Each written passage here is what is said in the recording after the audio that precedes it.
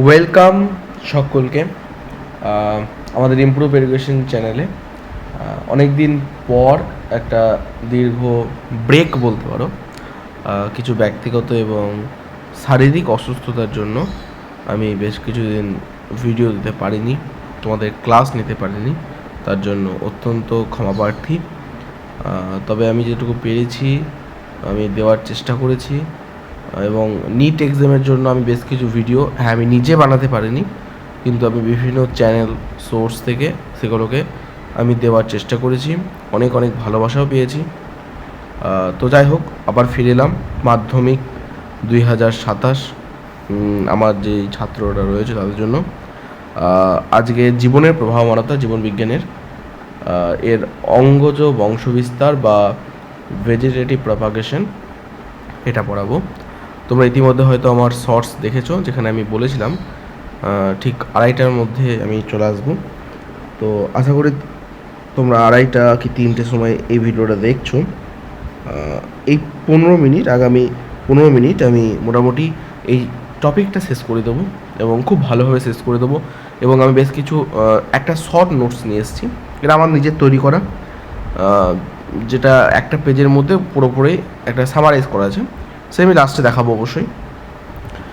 তো চলো, আর introduction part এটুকুই রেখে আমরা শুরু করি। আর একটাই কথা, যারা যারা এখনও আমাদের চ্যানেলটাকে সাবস্ক্রাইব করোনি, সাবস্ক্রাইব করো, নতুন চ্যানেল তাই একটু শেয়ার করে দিও প্লিজ। তো ঠিক আছে, চলো এবার শুরু করা যাক।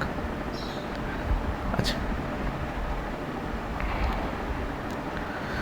তো আমাদের প্রথম যেটা রয়েছে সেটা হচ্ছে আমাদের অঙ্গজ বংশবিস্তার বা ভেজিটেটিভ প্রপাগেশন। এই জিনিসটা কি সেটা প্রথমে জানতে হবে। তাহলে ভেজিটেটিভ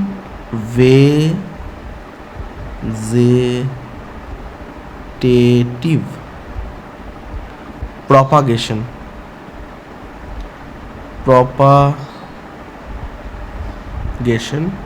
এই জিনিসটাকে কি বা এর সংজ্ঞাটা কি? এর বাংলা হচ্ছে অঙ্গজ বংশ বিস্তার। অ্যাকচুয়ালি অঙ্গজ বংশবিস্তার মানেই হচ্ছে একটা অযৌন জনন পদ্ধতি বলতে যেখানে গ্যামেট তৈরি হবে না বা কোনো রকম বিধি বা নিয়ম থাকবে না। আমরা দেখেছি বিভিন্ন রকমের, আমরা একটা খুব চেনা নাম হচ্ছে সজনে গাছ। না, আমরা দেখেছি যে সজনে গাছকে যদি আমরা একটু কেটে দিয়ে, যে কোনো ডাল কেটে দিই তাহলে গাছ হয়ে যায়। এটা কি কোনো প্রক্রিয়া হলো না? তারপরে আমরা দেখেছি যে বিভিন্ন, আমরা বলি না যে কলম গাছ লাগালাম বা আটি থেকে গাছ লাগালাম, তো এগুলো হচ্ছে একটা করে, সবগুলোই হচ্ছে আমাদের ভেজিটেটিভ প্রপাগেশন, অর্থাৎ এগুলো প্রাকৃতিক নিয়মেই হয়। হ্যাঁ, বর্তমানে বেশ কিছু জায়গাতে সেগুলোকে বিভিন্ন রকম আমাদের হরমোন এনজাইম দিয়ে করা হচ্ছে, সেটা আলাদা কথা, কিন্তু এগুলো প্রাকৃতিক নিয়মে হয়। কিন্তু বেশ কিছু রয়েছে যেগুলো প্রাকৃতিক নিয়মে হয়, কিন্তু মানুষ সেটাকে আরও মডিফাই করে আরও বেশি বৈশিষ্ট্য সম্পন্ন, আরও গুণগত মান বৃদ্ধির জন্য এরা করছে। তো এটাকেই বলছে অ্যাকচুয়ালি ভেজিটেটিভ প্রপাগেশন বা অঙ্গজ বংশ বিস্তার।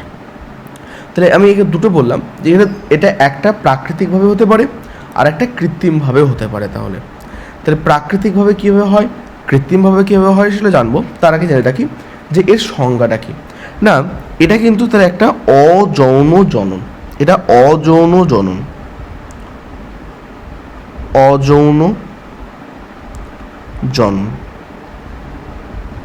তাহলে ভেজিটেটিভ প্রপাগেশন হচ্ছে একটা অযৌন জনন। এখানে কি করা হয় না, যে কোনো অঙ্গ বা তার অংশ বিশেষ, অর্থাৎ আমরা একটা উদ্ভিদ নিই, এটা একটা উদ্ভিদ, এর যে কোনো একটা অংশ আমরা কেটে নিলাম, সেখান থেকে আমরা আবার এই গাছটা তৈরি করলাম, এই অংশটা ব্যবহার করা হচ্ছে। তাহলে সংজ্ঞাটা এইভাবে দাঁড়াবে যে অযৌন জনন পদ্ধতিতে উদ্ভিদের যে কোনো অঙ্গ বা তার অংশ বিশেষ জনিত্র দেহ থেকে বিচ্ছিন্ন হয়ে, তাহলে এই জনিত্র দেহ থেকে বিচ্ছিন্ন হয়ে পুনরুৎপাদনের দ্বারা নতুন অপত্যের সৃষ্টি হয়, অর্থাৎ এইটা থেকে আবার এটা তৈরি হয়, এই পদ্ধতিটাকে বলা হয় অঙ্গজ বংশ বিস্তার। আশা করি এইটুকু বুঝতে পারলাম। এবার আমাদের বলবে যে অঙ্গজ বংশ বিস্তার কয় প্রকার। আমরা বলবো ভেজিটেটিভ প্রপাগেশন দু প্রকার, একটা হচ্ছে আমাদের কৃত্রিম আর একটা হচ্ছে আমাদের প্রাকৃতিক। তাহলে একটা হচ্ছে ন্যাচারাল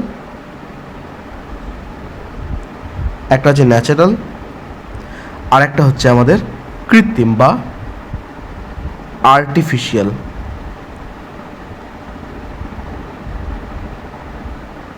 তাহলে একটা হচ্ছে ন্যাচারাল, একটা হচ্ছে আর্টিফিশিয়াল। না আমাদের ন্যাচারাল কীরকম হয়ে থাকে? ন্যাচারাল যেমন আমাদের যে মিষ্টি আলু, তারপরে আমাদের গোলাপ বা যে কোনো গাছ, সজনে গাছ, এগুলো হতে পারে। আচ্ছা, এই ন্যাচারালের মধ্যেও কিন্তু বিভিন্ন মাধ্যমে আমরা পেতে পারি। এখান থেকে মাধ্যমিকে আমি দেখেছি গত 10-15 বছর, তোমরাও দেখতে পাবে, এই যে উদাহরণগুলো রয়েছে না, এই উদাহরণ থেকে খুব প্রশ্ন আসে।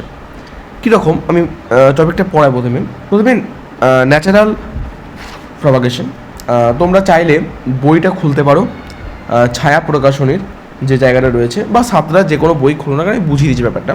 দেখো, অ্যাকচুয়ালি এগুলো 3 ভাগে হয়। প্রাকৃতিকটা 1 মূলের মাধ্যমে হতে পারে, 2 কাণ্ডের মাধ্যমে হতে পারে, 3 পাতার মাধ্যমে হতে পারে। এবার কোনটা মূল, কোনটা কাণ্ড, কোনটা পাতা, এটা আশা করি ক্লাস 10-এর ছাত্রছাত্রী থেকে বোঝাতে হয় না। এগুলো খুবই বেসিক জিনিস, বাচ্চা সেটাও জানে। যাই হোক, তাহলে মূলের মাধ্যমে কীভাবে হবে? না, কিছু কিছু উদ্ভিদ রয়েছে, নামগুলো মনে রাখবে। রাঙা আলু, মিষ্টি আলু, রাঙা আলু বা মিষ্টি আলু। তো এরা অঙ্গজ জননের দ্বারা বংশ বিস্তার ঘটিয়ে অপত্য উদ্ভিদ সৃষ্টি করে। এক্ষেত্রে উদ্ভিদটি রসালো মূল থেকে অস্থানিক মুকুল সৃষ্টি হয় এবং এই অস্থানিক মুকুল থেকে নতুন সৃষ্টি হয়। তাহলে ন্যাচারালের মধ্যে আমাদের ন্যাচারালের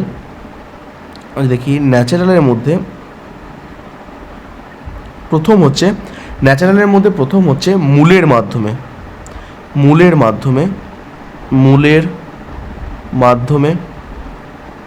তাহলে মূলের মাধ্যমে কারা কারা করে? না, মিষ্টি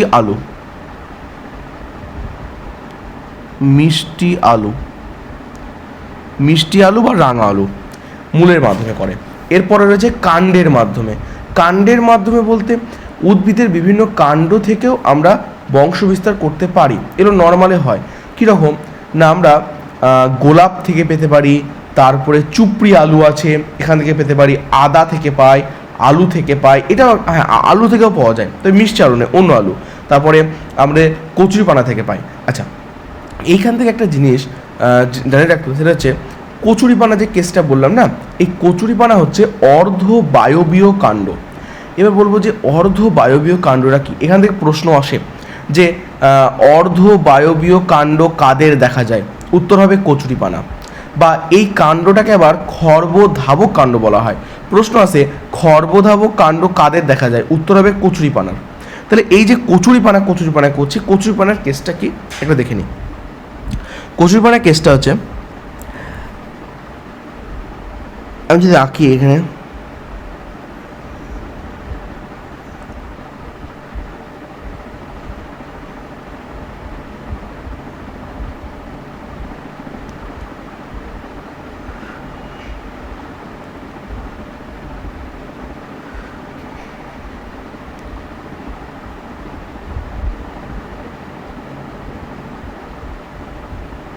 এর যে কচুরিপানা, দেখো এই দুটো কচুরিপানা, এইগুলো তাদের মূল। এই জায়গাটা অর্থাৎ মাঝে তাদের মধ্যে যে কাণ্ডর যে অংশটা রয়েছে, এই অংশটাকে বলে অ্যাকচুয়ালি খর্বধাবক বলে, এবং এর জন্যই একে অর্ধ বায়বীয় কাণ্ড বলা হয়। অর্ধ বায়বীয় কাণ্ড, এর জন্য একে কি বলা হয়? না, অর্ধ বায়বীয়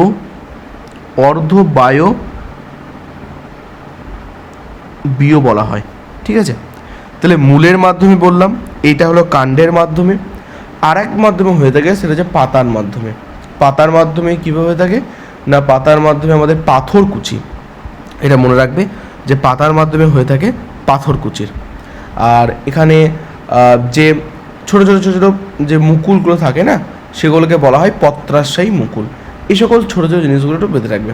তাহলে অঙ্গজ বংশবিস্তারের সংজ্ঞাটা পড়বে।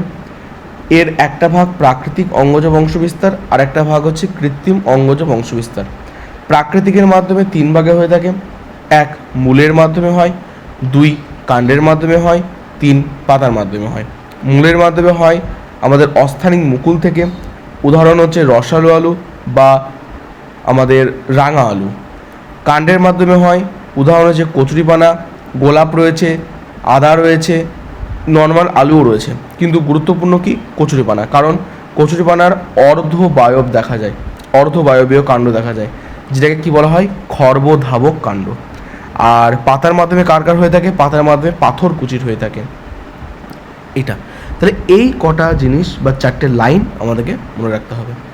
এরপরে হচ্ছে কৃত্রিম অঙ্গজ বংশ বিস্তার। আশা করি প্রাকৃতিকটা বোঝা গেল। কৃত্রিম বা আমরা আর্টিফিশিয়াল বলতে পারি বা কৃত্রিম বলতে পারি। কৃত্রিম, এবার হচ্ছে কৃত্রিম। দেখো, কৃত্রিমের মধ্যে দুটো রয়েছে, একটা হচ্ছে শাখা কলম, একটা হচ্ছে জোড় কলম। শাখা কলম এবং জোড় কলম। শাখা কলম জিনিসটা কি না, যখন আমরা কিছু কিছু উদ্ভিদ ক্ষেত্রে মূল, কাণ্ড, পাতা কেটে নিয়ে মাটিতে রোপণ করি, সেটা হচ্ছে শাখা কলম। অর্থাৎ উদাহরণ কি না, আমরা একটা ধরি কি বলবো, এই যে সজনে গাছ, আমরা সজনে গাছে একটা ডাল কেটে নিলাম এবং মাটিতে রোপণ করলাম, এইটা হচ্ছে শাখা কলম। কিন্তু আমরা একটা গাছ রয়েছে, একটা একটা ধরি ওই কথাই বলছি, আমরা একটা আম গাছ রয়েছে, আর একটা আম গাছের ডাল কেটে সেই আম গাছেই আমরা ইউটিউবে দেখি না যে একটু ডালটা ছিলে দিয়ে ওটাকে টেপ দিয়ে আঁটিয়ে দেয়, ওখান থেকেও গাছ তৈরি হয়, ওটাকে বলছে জোড় কলম। তাহলে শাখা কলম এবং জোড় কলম দুটোর মধ্যে ডিফারেন্সটা বুঝতে হবে। তাহলে শাখা কলম এবং জোড় কলম, একটা হচ্ছে শাখা কলমকে বলা হয় কাটিং বলা হয়। অর্থাৎ একটা গাছ রয়েছে, এটাকে অন্য জায়গাতে মাটিতে আবার বসিয়ে দিলাম, সেটা হচ্ছে শাখা কলম। কিন্তু আমাদের যে জোড় কলম বা গ্রাফটিং রয়েছে, গ্রাফটিংটা তার সাথে নয়। গ্রাফটিং হচ্ছে আমাদের একটা গাছ রয়েছে আর একটা গাছ রয়েছে, এই দুটোকে যোগ করে দিলাম, দিয়ে আর একটা গাছ তৈরি করলাম, এইটা হচ্ছে আমাদের গ্রাফটিং। এবং এক্ষেত্রে মূলের মাধ্যমে হতে পারে, কাণ্ডের মাধ্যমে হতে পারে। আচ্ছা, এক্ষেত্রে বেশ কিছু এনজাইম ব্যবহৃত হয়। কি এনজাইম না, এগুলো হচ্ছে অ্যাকচুয়ালি কৃত্রিম অক্সিন হরমোন, যেমন IBA, যেটা এর নাম হচ্ছে ইন্ডোল বিউটারিক অ্যাসিড, বা NAA। এই NAA এর ফুল ফর্মটা তোমরা আমাকে কমেন্ট করে বলবে, এটা তোমাদের ছিল, যাই হোক এটা তো কিন্তু কমেন্ট করে বলবে, আশা করি সবাই পারবে। তো যাই হোক, তো এই সকল আমাদের যে কৃত্রিম অক্সিন সেগুলো কিন্তু ব্যবহার করা হয়। এবার আসছি গ্রাফটিংয়ের বিষয়। গ্রাফটিংয়ে দুটো ওয়ার্ড রয়েছে, একটা হচ্ছে স্টক, একটা হচ্ছে সিয়ন। আচ্ছা, স্টক এবং সিয়ন এই জিনিসটা কি? অ্যাকচুয়ালি আমরা তো বললাম দুটো গাছ থেকে আমরা জোড় কলমটা পেয়ে থাকি। যেই গাছটা অলরেডি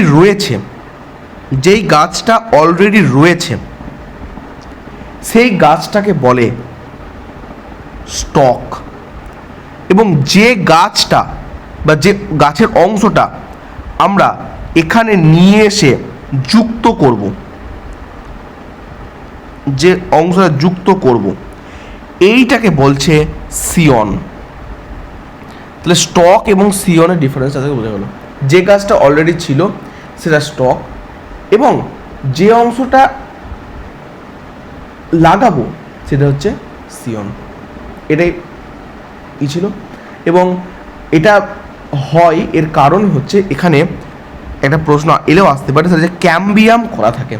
ক্যাম্বিয়াম কলা কি জানার দরকার নেই, তোমরা শুধু জানবে ক্যাম্বিয়াম কলা এক ধরনের ভাজক কলা, এবং এই জোড় কলম হয় একটাই কারণ, কারণ হচ্ছে ক্যাম্বিয়াম কলা। ক্যাম্বিয়াম কলার ফলে এটা হয়ে থাকে। এটা হচ্ছে একটা ভাজক কলা,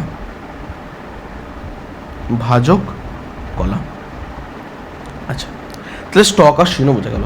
তাহলে আমরা গ্রাফটিং পড়লাম, কাটিং পড়লাম।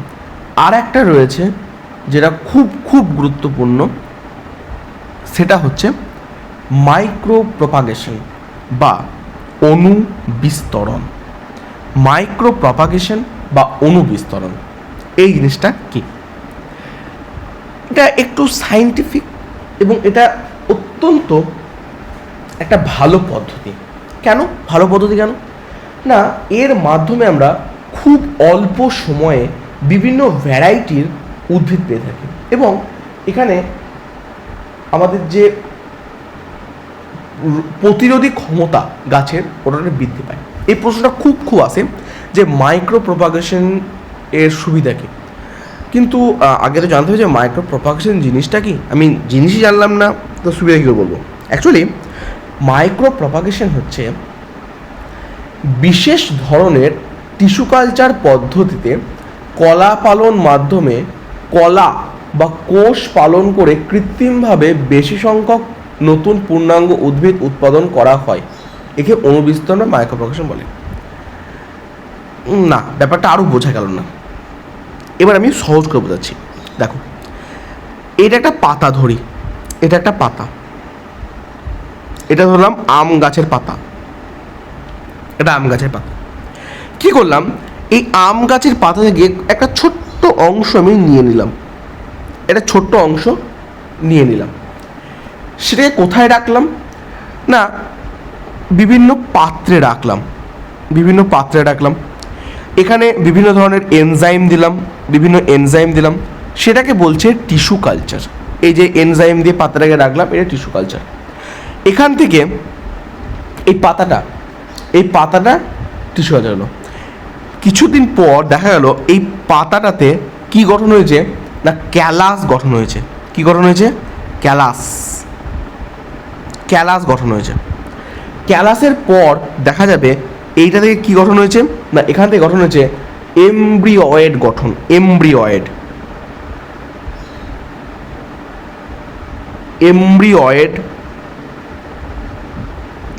গঠন হয়েছে।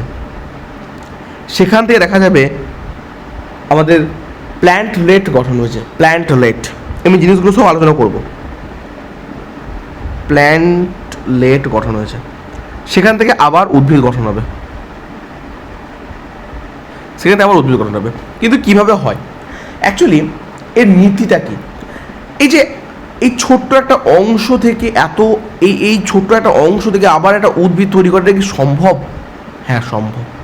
এটা কি পুরোপুরি আর্টিফিশিয়াল, না উদ্ভিদের মধ্যে কোনো ক্ষমতা আছে? হ্যাঁ, অবশ্যই আর্টিফিশিয়াল তো বটেই, কিন্তু উদ্ভিদের মধ্যেও একটা ক্ষমতা রয়েছে। এই ক্ষমতাটাকে বলা হয় টোটিপোটেন্সি। তাহলে যদি বলে টোটিপোটেন্সি কি, আমরা বলবো উদ্ভিদের যে নিজস্ব ক্ষমতা একটি ক্ষুদ্র অংশ থেকে বা কোষ থেকে বা কলা থেকে একটা পূর্ণাঙ্গ উদ্ভিদ সৃষ্টি করা যায়, সেটাকেই বলা হয় টোটিপোটেন্সি। এবং এই যে আমি কথাগুলো বললাম যে ক্যালাস, এমব্রিওয়েড, প্ল্যান্টলেট, এগুলো কি না, আমরা এই যে উদ্ভিদ আম গাছের পাতা থেকে যে ছোট্ট অংশটা নিলাম, এইটাকে বলছে এক্সপ্ল্যান্ট। সেটা আমরা যখন বিভিন্ন কৃত্রিম হরমোন যেমন অক্সিন, সাইটোকাইনিন, বিভিন্ন সুক্রোজ বা উৎসের মধ্যে আমরা যখন ফেলি, তখন এগুলো জমাট বাঁধে এবং তৈরি করে ক্যালাস। এবং এই ক্যালাসগুলো আস্তে আস্তে বিভাজন ঘটে এবং বিভাজন করে গঠন করে এমব্রিওয়েড। এদের ডিটেলস শোনা দরকার নেই, জাস্ট নামগুলো পড়ে রাখো। এবং এই এমব্রিওয়েডগুলো আরও ক্ষুদ্র হয় এবং বিভেদিত হয়। এই বিভেদিত গঠন করে প্ল্যান্টলেট। এভাবেই আমাদের পুরো গাছটা তৈরি হয়। এবার যদি বলে অণুবিস্তরণের সুবিধা কি, না এই পদ্ধতিতে পছন্দ মাফিক ভ্যারাইটি তৈরি করা যায়, কলাকর্ষণ সমবয়সী সমান রোগমুক্ত অনেক উদ্ভিদ তৈরি করা যায়। এছাড়াও এর দ্বারা বন্ধা উদ্ভিদের ক্ষেত্রে বংশ বৃদ্ধি সম্ভব হয়। বাস, এই যে পড়লাম, খুব আনন্দের সহিত আমরা এই জিনিসগুলোকে পড়লাম। এইটাই রয়েছে এখান থেকে প্রত্যেক বছর মাধ্যমিকে আমি দেখেছি 2 থেকে 3 এমনকি 4 নম্বর পর্যন্ত আসতে পারে। কীরকম, আমি প্রশ্নগুলোকে আরেকবার আলোচনা করে দিচ্ছি। তোমরা যদি একদম প্রথমে আসো, সেটা হচ্ছে অণুবিস্তরণ। অযৌন জনন। তো অযৌন জনন সংজ্ঞাটা একবার পড়ে রাখবে, এখান থেকে ডাইরেক্ট প্রশ্ন না আসলেও পড়ে রাখবে। তারপর চলে এলো যে ক প্রকার, 2 প্রকার, ন্যাচারাল এবং আর্টিফিশিয়াল। তারপরে এই যা মূলের মাধ্যমে কি বা কারা করে, এটা উদাহরণ 1 নম্বরের প্রশ্ন আসতে পারে। খর্বধাবক কি, 1 নম্বরের প্রশ্ন আসতে পারে। অর্ধবায়বীয় কাণ্ড কাদের দেখা যায়, 1 নম্বরের প্রশ্ন আসতে পারে। তারপরে কচুরিপানা কার দেখা যায়, 1 নম্বরের প্রশ্ন আসতে পারে। কৃত্রিম কি কি হরমোন ব্যবহার করা, 1 নম্বরের প্রশ্ন আসতে পারে। কাটিং কি, গ্রাফটিং কি, 2 নম্বরের প্রশ্ন আসতে পারে। এরপরে স্টক এবং সিয়নের সংজ্ঞা দাও, 2 নম্বরের প্রশ্ন আসতে পারে। কেন স্টক আর সিয়ন জোড়ার আগে কোন করা থাকে, কী ধরনের করা থাকে, 1 নম্বর 2 নম্বরের প্রশ্ন আসতে পারে। এরপরে রয়েছে অণুবিস্তরণ পদ্ধতিটি ব্যাখ্যা করো। এখানে লিখতে হবে পাতা থেকে আমাদের এক্সপ্ল্যান্ট থেকে ক্যালাস থেকে এমব্রিয়ন থেকে প্ল্যান্টের সেখানে উদ্ভিদ, 2 নম্বরের প্রশ্ন আসতে পারে। তো এই ধরনের প্রশ্ন এইভাবে আসতে পারে, এই কটা প্রশ্ন। এবার আমি যে বলছিলাম শর্ট নোটস, এই দেখো কত সুন্দর আমি একটা শর্ট নোটস তোমার জন্য তৈরি করেছি। শর্ট নোটসটা দেখো কত সুন্দর। দেখো, অঙ্গজ প্রজনন ইমপ্রুভ এডুকেশন আমাদের তরফ থেকে।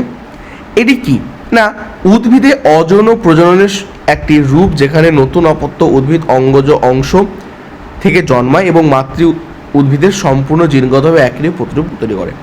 এটা 2 প্রকার, প্রাকৃতিক রয়েছে, কৃত্রিম রয়েছে। প্রাকৃতিকের মধ্যে মূল দ্বারা, কাণ্ড দ্বারা বা পাতা দ্বারা হয়ে থাকে।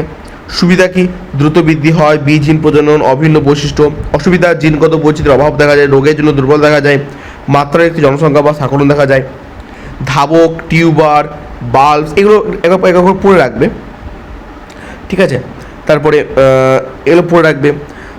তারপরে হচ্ছে আমাদের কৃত্রিমের মধ্যে রয়েছে দাবা কলমকে অ্যাকচুয়ালি ওটা হচ্ছে তোমাদের আমরা যে বললাম না কাটিং, ওটাকে বলছে দাবা কলম। যাই হোক, এছাড়া কাণ্ড পাতা কর্তন রয়েছে, টিস্যু কালচার, অর্কিড, কলা প্রভৃতি। তো এগুলোকে তোমরা একবার জাস্ট রিডিং মেরে নেবে এবং তোমাদের যে টেক্সট বুক রয়েছে টেক্সট বুকটা পড়বে। আমি এটা দিয়েছি যেন পরীক্ষার আগের দিন তোমরা একদম 1 শট করে সব মেমোরাইজ করতে পারো, তার জন্যই এটা তোমাদের ব্যবহার হবে। তাছাড়া তোমরা বইটা খুব ভালো করে পড়বে, লাইন বাই লাইন পড়বে। এবং আমি যা পড়ালাম বইয়ের একটা লাইনও বাদ যায়নি, আমি যে কথাগুলো বললাম, ঠিক আছে। তো এইটুকুই, আশা করি তোমরা বুঝতে পারলে। আমার মেন মোটিভ এটাই যে তোমরা আশা করি বুঝতে পারলে। তো থ্যাংক ইউ সকলকে। তোমাদের জন্য একটা খুব তাড়াতাড়ি, একটু লেট হয়ে গেল, বাট আবারও বলছি খুব তাড়াতাড়ি একটা স্কলারশিপের প্রোগ্রাম আমি আনতে চলেছি। খুবই তাড়াতাড়ি আসতে চলেছে এটা, গিভ অ্যাওয়ে 999 রুপিসের। সেটা নিয়ে আমি খুব তাড়াতাড়ি একটা ভিডিও বানাবো। তো আজকে আপাতত এইটুকুই। থ্যাংক ইউ সকলকে। আশা করি ভিডিওটা ভালো লাগলো এবং অবশ্যই শেয়ার করে দিও ভিডিওটাকে তোমাদের বন্ধু বান্ধবের কাছে।